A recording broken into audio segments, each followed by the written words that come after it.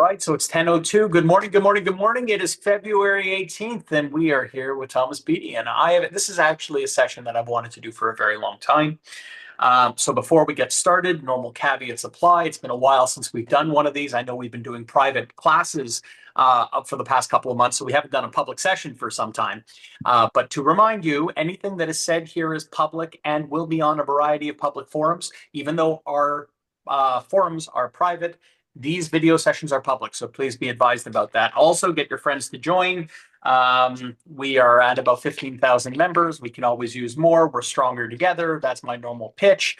Last, I hope the market is treating you all well. I know things are somewhat heating up. We'll see what happens with the behemoth south of us that has chosen to do whatever it is that they're doing.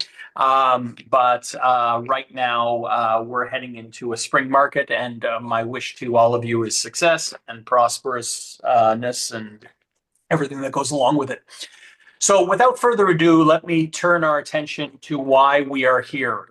Status certificates in Ontario are critical things for lawyers to review. And the reason they're critical for lawyers to review them is not because we're better at status reviews than you or what Thomas is going to speak about or the machines or anything else, but because we have this beautiful thing called insurance, meaning that if we screw up, there is someone to sue. Having said that, that doesn't mean this meeting is being recorded.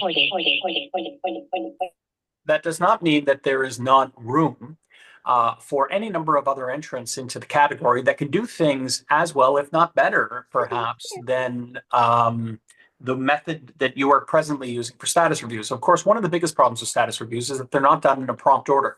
And frankly, agents require those status reviews done in order to bring their deals. Well, wouldn't it be great if there was some mechanism, some machine, if you would, that would ultimately be able to assist in that regard? And that is what we're here to discuss today. Thomas is someone who I have been communicating with for the better part of 2 years. I've come to know him to be not only a gentleman, but also a tech entrepreneur. He runs Eli Reports.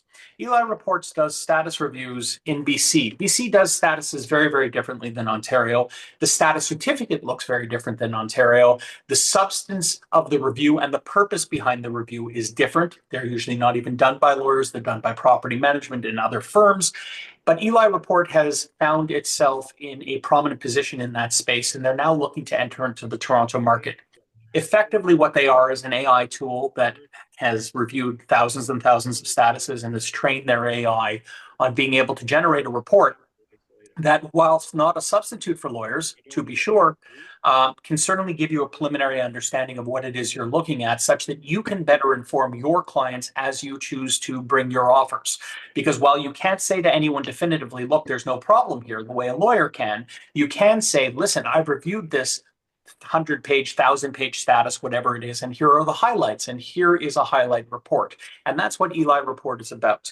So we are taking our first step into technology and law. I can think of no one better than Thomas to ultimately guide us in that process. And without further ado, it's 10:05. As promised, Thomas, I'm turning it over to you. Please talk to us about Eli Review. Please talk to us about artificial intelligence and status reviews and how they can be useful for realtors in this province. Excellent. Thank you, Mark. Yes, status certificates, as Mark said, big part of the process for any condo transaction in the Ontario market. Eli Report has been around since 2018 when we started, and we've been running these reports for members of the public since 2020. Over that time, we've done over 25,000 reports from all of the different jurisdictions you can imagine across North America. But we're really making a push now to enter the Ontario market and expand from BC, which has been our home. The uniqueness, I think, about using technology in this way is that it complements what you're doing and helps inform your buyers rather than being a sort of formal part of the closing process. And I think that this is a big leap change from where we've been in the past number of years. So without any ado, I'm going to share my screen and we're going to talk a little bit more about the way that this function allows us all to work. And since I am presenting on another machine, I will share myself that ability. And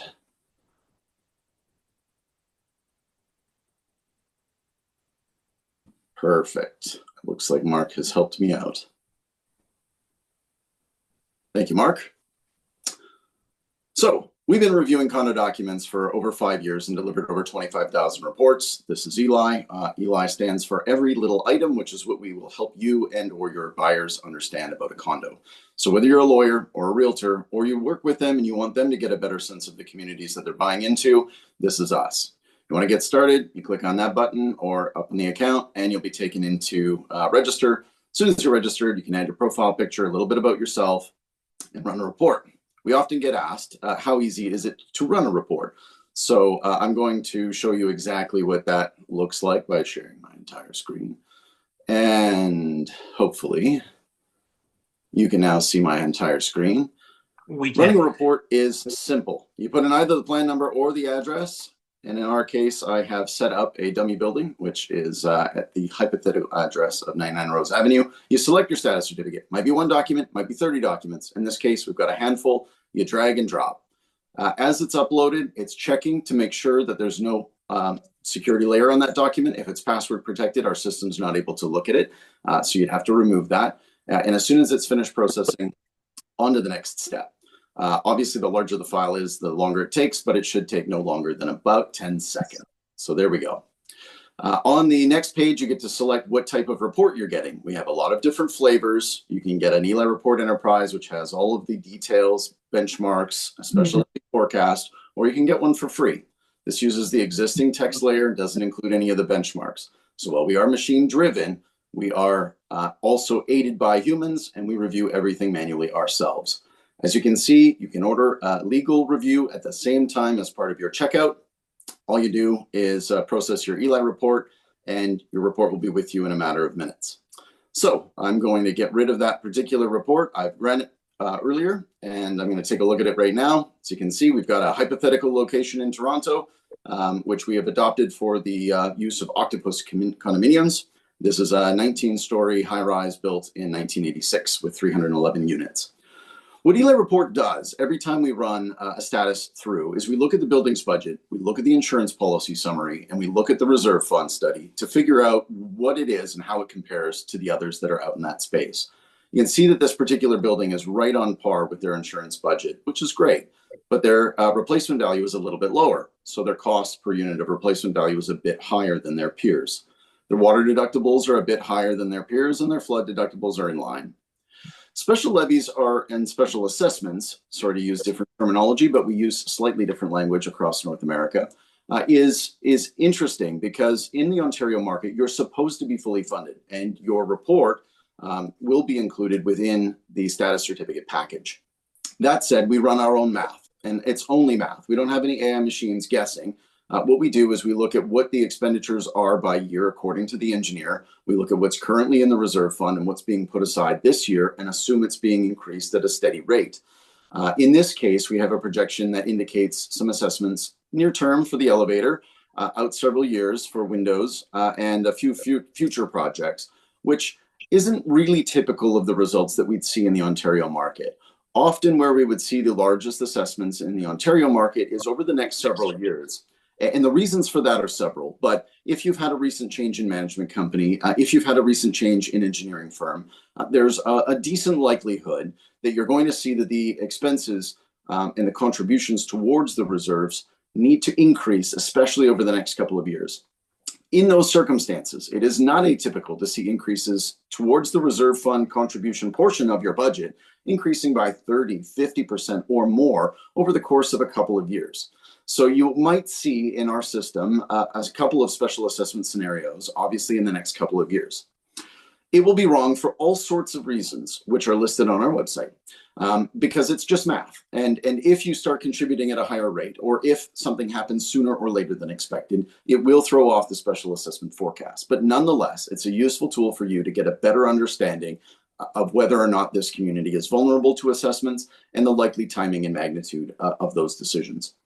If you are in one of those circumstances where you have a new engineering firm that has projected a more realistic view of how the building's condition might be than the one that you might have been using for the previous decade, it is likely that you're going to be having higher contributions over the next couple of years. That will be reflected both in rising monthly fees and in potentially a special assessment. ELA report uses extractive artificial intelligence, and I'm going to move on to the rules and regulations section now. It's not scary. The rise of the machines is not going to take anybody over, but what it does do is pull out the issues that matter and allow you to see the source document. And there's a GPT summary that's layered on. So for this one, we've looked at some rules and restrictions. You can see that short-term rentals are not allowed. Well, let's take a look at the source document and see what it actually says about that. So within the rules, indeed, there is an indication here that transient occupancy is anything less than 12 consecutive months. So no short-term lending or short-term rentals are permitted. And you can do the same for every section within your ELA report. It's easy to add a comment. So if you did have a client that you knew was interested in doing some short-term rentals for investment purposes, you can remind them that this one doesn't allow them. And that allows you to stick it there. If there was something irrelevant in one of our reports, you could hide it by using this little eye icon. So it'll remain there in your report, but it's not relevant for this particular section for your clients. So you can clean up the report before you share it with them. And I'll show you why that's important later. We do the same for all the different types of restrictions, the key restriction areas within a building. So smoking, pets, barbecue, age, move in, move out procedures for those that want to know. Always get questions about pets. So this is a good explainer of what those are. And again, the extracted language underneath will lead you to the source document for viewing. We talk about the machines, but again, this is where the humans come back into the picture. The annual building budgets are summarized into categories, but we break out every individual line item on our system, and that gets done by our pipelines and verified by our admin team.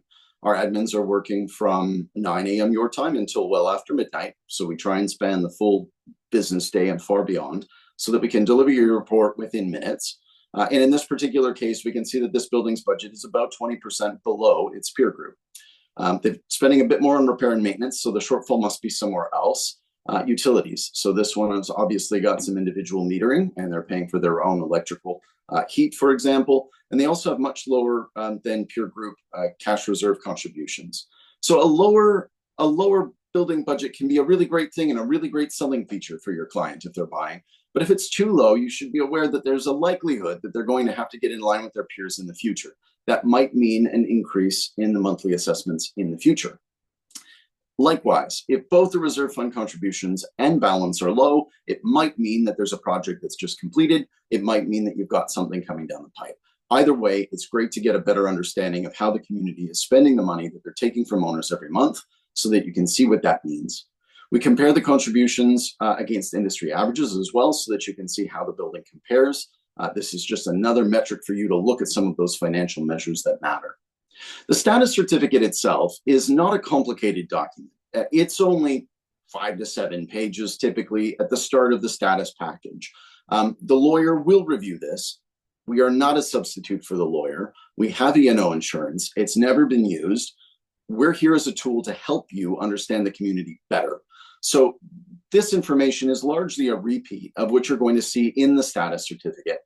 And let's pull it up in the screen beside us, just so we can refamiliarize ourselves with this document. So the condo fees are listed here under this particular section 6, under the description of the building, and you go through walking through all of the important metrics for the status certificate. I'm not going to go through that in full detail with you, but suffice it to say, this is largely a repeated summary of what's come out of the status form. So get your lawyer to look at that. They'll have some more serious views on that, but for your client, they get a quick snapshot view of everything that matters. Something that's not typically included in your status package in the Ontario market is the board meeting minutes, the AGM minutes, or anything related to the expanded reserve study. Mark alluded earlier to the fact that your status package might be 300 pages, it might be 1,000 pages. If it's 1,000 pages, you probably have some AGM minutes, and you definitely have the long form reserve fund study. And that's fantastic because this is where we really shine. We're going to take that 1,000 pages of information and highlight what actually matters to you, to your buyer, and put it here in a format where you can easily interact with it. So let's take the first one with some results. We'll show you which months we've seen them from. So we've seen them up till November. There's got to be a meeting in January. So we should be asking the seller at this point for any January minutes if we want to do this for our client, because there could be some updates to what was being discussed most recently. But according to the summary, The east elevator is scheduled for modernization, which will take about 4 weeks. And there could be a funding by special assessment to the owners. Hey, we saw that $1,000 a unit was targeted for the next year for elevator upgrades. Also, things like when the elevator is being upgraded and that it will be out for 4 weeks is not something that you would typically see in the status certificate. So if you're not getting the meeting minutes, you can't show them some of the things that are going to impact their lifestyle over the next number of years. If they're doing an exterior update, new windows, new siding, depending on the nature of the building, you could be wrapped in that building behind the working paper for 6 months or more. That's a major impact on your lifestyle. So whether it relates to work going on within your building or issues that might relate to security, these are the things that you might want to see the meeting minutes for. Big difference between lawyers and us in terms of whether or not these documents are required. Lawyers don't want to see them. Mark doesn't need that to do his work for you. He doesn't need it to provide you with the liability insurance that lawyers provide as part of their status review. But as far as lifestyle considerations are concerned, and whether there are issues in the building that an owner would want to know, we believe that this is an important part of the document set. As a buyer, you are entitled to request these documents. It would be my strong suggestion that you do, and we're a great tool to help you get through that 1,000+ pages of information and summarize everything succinctly. So that's what we do quite well. We talked about some of the elevator issues. Next several years, modernize. There's something else going on with the parking garage, roof, and windows. Let's take a look at windows. Nothing is planned. Windows were updated from 2016 through 2020. So looking quite good from that sense. If you're sharing this report with a buyer, they'll be able to see, view, select, and download all of the documents that are included as part of this package. So you don't need to worry about sending them a separate Dropbox. And when I talk about clients, you can share your reports directly with them from the dashboard. If you choose to do so, you will see when it was shared, when it was sent, how many times it's been viewed, and when most recently. So if you do that, you can add them in a little note, fire it off to them, and you'll see what they have to say about it. If you do share, you'll notice that it says it's been shared with a client or multiple clients. And when you view that again, you'll be able to see when it was last opened. So that's a helpful tool to make sure that they're engaging with your report. In terms of us and our tooling, that's where I'm going to stop the demo, because this discussion is mostly about understanding what matters to your clients. And that's, I think, where the most important thing is. If you wanted to get ELI reports and you wanted the pro version that has all of the financial benchmarks in it, you can get a subscription package. That analysis obviously is not very expensive. It's $15 per report if you're doing a lot. It's $40 if you're buying a single report. And we give you $60 worth of credit when you create your account so that you can try it. Your clients can create their own. Nobody has to pay us for running a single report. If you choose to do it in bulk, then obviously there's tools available for you. So that's what I would say is the most important thing about status certificate review and what we can do for you in that process.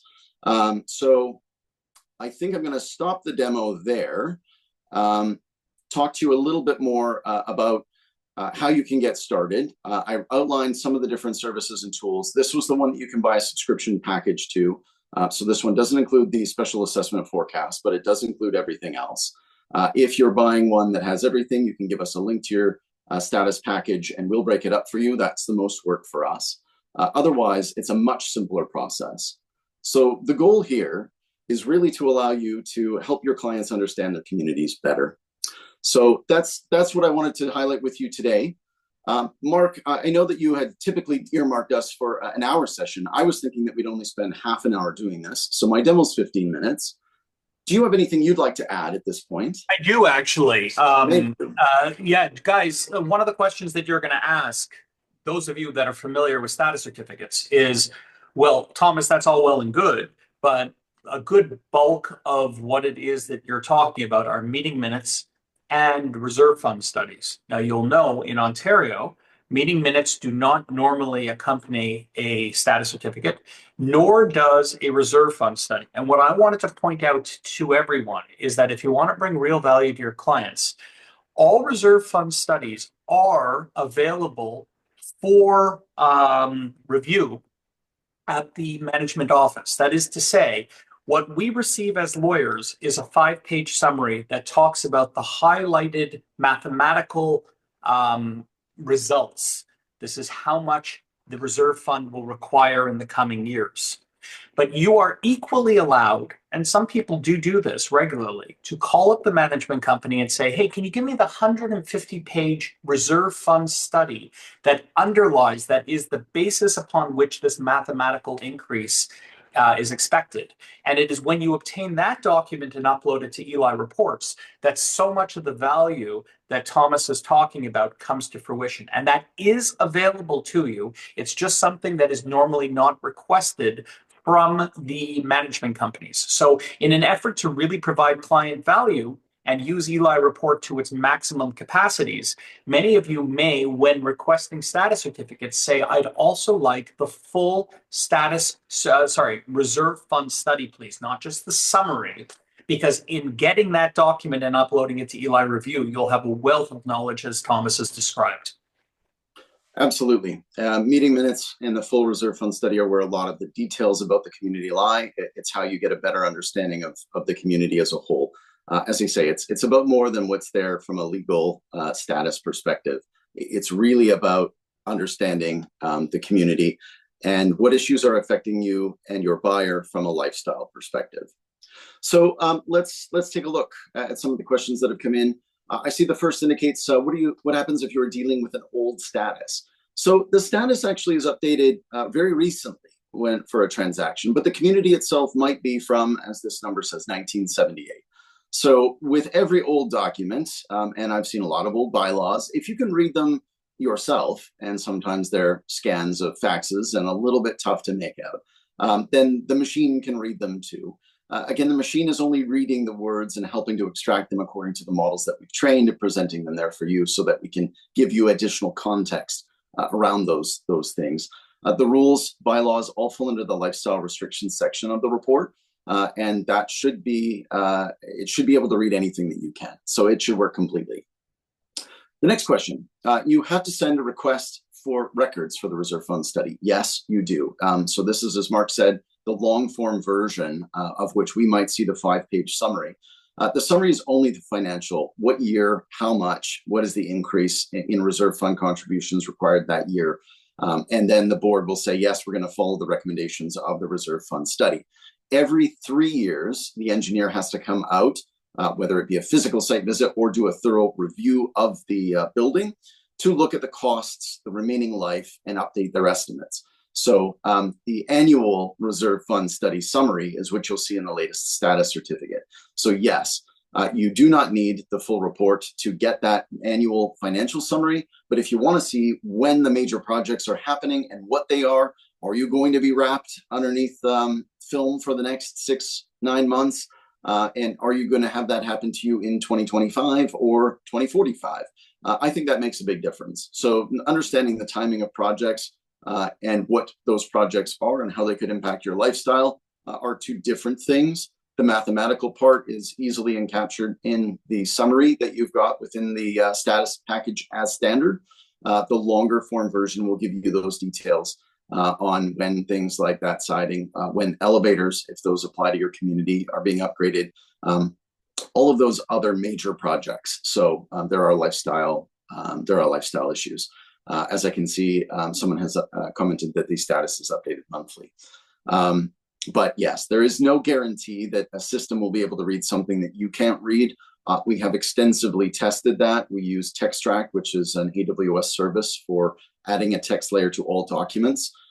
That's available on everything above our free plan. It's been exceptionally good. If I can read it, the system does a very good job. Sometimes the spelling of words is off, but the systems for extraction have gone light years ahead over the past decade.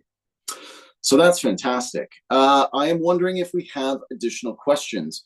They can relate to anything related to status certificates, review, buildings. We see a lot of issues out west that you don't have to face in Ontario. We do not have the same approach to reserve fund studies and to managing our reserve funds. 10% of the operating budget is the minimum contribution to reserves in British Columbia. That puts us in a very different place than Ontario. And we see special levies, we call them, special assessments, on an all too regular basis. In fact, I think according to the numbers that I had looked up quite recently, over 100,000 owners in British Columbia are anticipating a special assessment this year, and the average value of that special assessment is in the thousands of dollars. So Ontario is in a much better place than British Columbia. It doesn't mean you can't do better in terms of understanding the issues that affect your communities.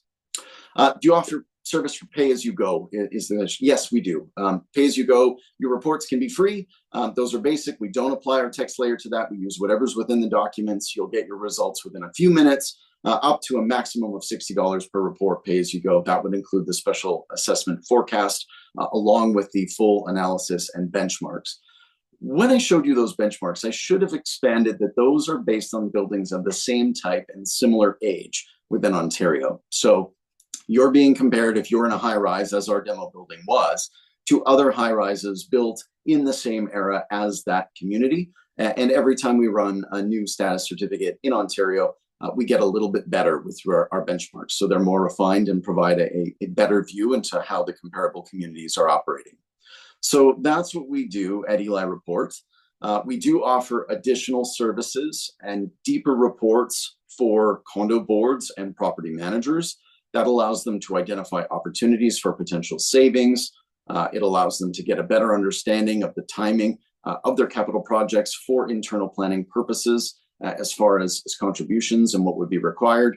But it's what's not on paper that often makes the most difference. And that's where that change of engineer or change of management company might lead for you to have a bit of more concern, I should say, over your near-term budget, and especially the reserve fund contribution portion of that. So that's what we're all about at Eli Report. If there are no more questions, Mark, we're going to wrap this at a 30-minute session. No problem. Look, Thomas, I appreciate it. Guys, I want to just say one quick thing in addition to everything that Thomas has mentioned, which is this. Eli Reports, I watched it. I've watched it for a couple of years, and I've watched it improve massively in the BC market as use has hit it. Eli Reports is now moving to Ontario. There will be instances where you want it to do other things and you want it to give better information than perhaps it does at the outset. But similar to all technologies, it gets better with improvement and with a quality team behind it. I can speak to Thomas's quality and his and the way he's actually conducted the status reviews out in BC. I'm excited that this is the first entrant into the category here in Ontario and that he has a professional team behind this. I think what he has brought to the table is really good at the outset, but I think it will get better and better with your improvements. And those of you who have an interest in seeing technologies like this develop should reach out to Thomas directly, and he would be very happy to work with you and make sure that this is attenuated to Ontario's needs, not just BC's. And gets this better and better such that this becomes a product that is just a no-brainer for everyone in the market, which I frankly think it is already at its current state, but frankly can get better as we all collectively work to improve it. So I want to thank you, Thomas, for being a part of this. Guys, this does not substitute for legal review. You need a lawyer's insurance on these things. This is mainly about giving extra value to your clients in ways that we would not ordinarily be able to avail ourselves without AI. And to that end, Thomas, the Ontario market is grateful for this. I'm looking forward to watching Eli Reports develop out here and watching it become the force that I know it is out in BC over the course of the next year or two or whatever it is. And we're looking forward to growing with you and providing you with that support so that we can all benefit. Thank you very much, Mark. Thank you, everyone. Grateful for all of your feedback. As Mark suggests, we will make those improvements. We do so constantly. Thank you. Terrific, guys. My best. Take care, everyone. Thank you.